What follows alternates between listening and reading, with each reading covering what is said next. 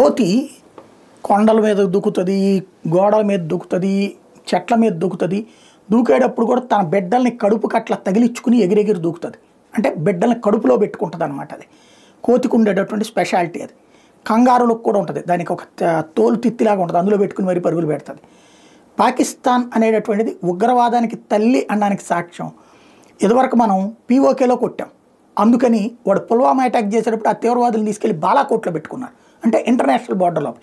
అక్కడికైతే వస్తే యుద్ధం కదా, అప్పుడు ఎవడు వచ్చే ధైర్యం చేయడానికి అక్కడికి వెళ్ళి కొట్టాం.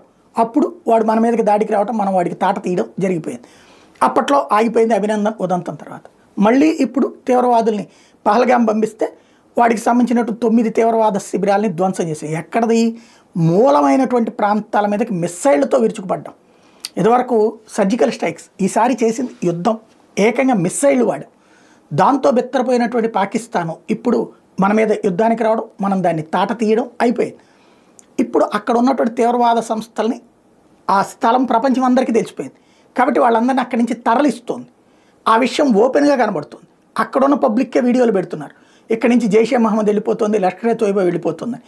దీంతో ఇక నెక్స్ట్ వాళ్ళు ఎక్కడికి వెళ్తున్నారో ఆరా తీసుకుని నెక్స్ట్ సర్జికల్ స్ట్రైక్స్ కాదు, నెక్స్ట్ వార్కి సిద్ధపడాలి మనం.